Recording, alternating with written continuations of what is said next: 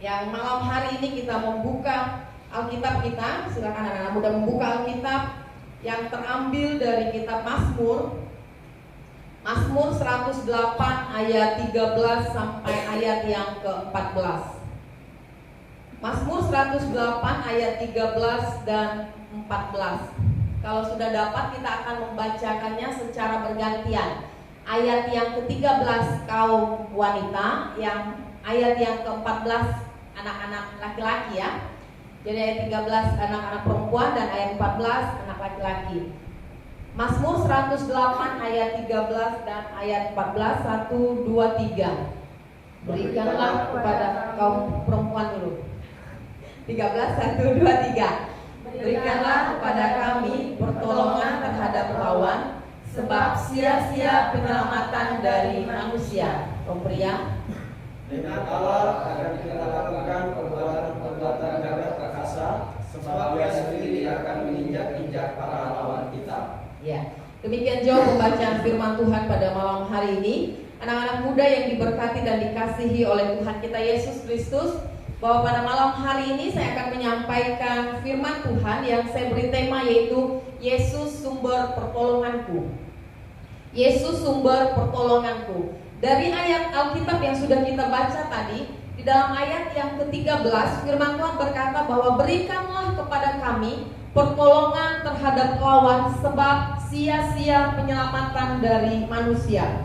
Nah, anak-anak muda yang diberkati dan dikasihi oleh Tuhan kita Yesus Kristus, kalau kita melihat dari dalam Mazmur 108 ini, di sana dikatakan bahwa ini adalah ungkapan syukur dan doa, nyanyian Mazmur Daud. Jadi anak-anak muda yang diberkati dan dikasihi oleh Tuhan kita Yesus Kristus, bahwa di dalam Mazmur 108 ini adalah ungkapan yang disampaikan oleh Raja Daud. Tentu kita semua tahu siapa Raja Daud itu. Dia adalah seorang raja yang luar biasa yang diberkati oleh Tuhan. Nah, kalau dia adalah seorang raja, artinya bahwa Daud ini, mohon maaf ya Pak Daud, disebut juga. Ya, dia adalah seorang yang orang yang berhasil. Kalau bicara bahwa Raja Daud ini adalah seorang raja, tentunya dia adalah orang yang berhasil. Dia punya kekuasaan, dia punya harta, dia punya jabatan, dan artinya dia punya semuanya. Nah, kalau dari seorang raja yang bernama Daud ini, dia yang punya kekuasaan, dia punya semuanya, tetapi dia katakan bahwa di dalam ayat yang ke-13 ini, sebab sia-sia penyelamatan dari manusia. Nah, Raja Daud ini tentunya di dalam perjalanan pemerintahannya, dia sudah banyak kali mengalami yang namanya peperangan. Ada banyak bangsa-bangsa yang harus dihadapi. Nah, tentu dia sudah tahu artinya menang kalah di dalam peperangan itu. Tetapi di dalam dia menjalani peperangan itu, satu kalimat yang dia ucapkan bahwa sebab sia-sia penyelamatan dari manusia.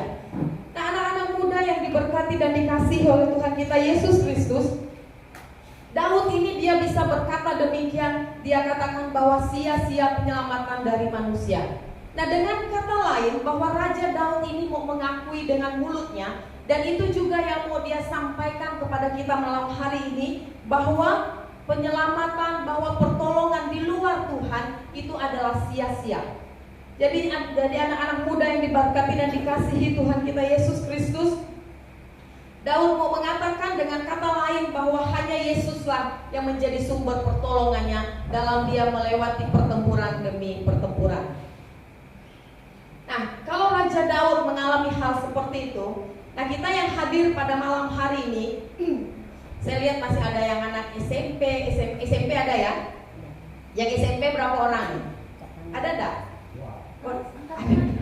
Coki masih SMP ya, Coki. Ya, SMP, yang SMA? Ya, rata-rata SMA ya, ada yang kuliah. Nah, kalau mungkin di antara kita ada yang SMA hari ini, ataupun yang masih di kelas 1, kelas 2 SMA, ataupun dimanapun posisi kita, mungkin pernah anak-anak muda mengalami keadaan seperti ini.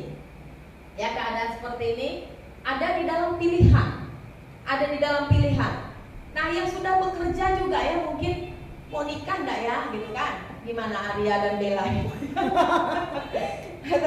Ya kan? Setelah ini saya mau kemana? Ya kan? Setelah ini saya mau kemana? Apakah saya melanjutkan perkuliahan? Atau saya akan bekerja setelah tamat SMA? Atau saya akan menikah? Menikah ya gak mungkin kan Bella ya? Kan tamat SMA gak mungkin. Ya kan masih panjang. Nah artinya bahwa siapapun kita pernah ada dalam situasi seperti ini. Kita pernah ada di dalam situasi memilih kemana arah yang harus kita temui. Apakah saya kuliah atau kerja atau menikah, atau jalan mana yang harus saya pilih? Apakah ke kanan, lurus, atau ke kiri?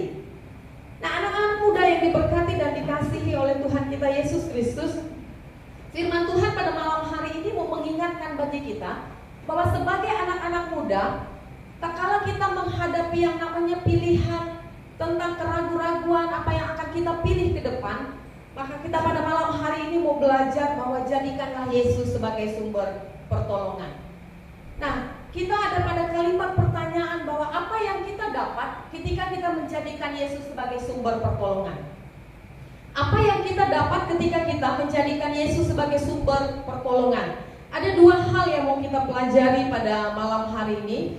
Yang pertama, tadi di dalam ayat yang ke-12, di dalam pembacaan kita tadi, saya simpulkan bahwa yang pertama, tak kala kita menjadikan Yesus sebagai sumber pertolongan adalah Tuhan akan menolongmu melawan musuh.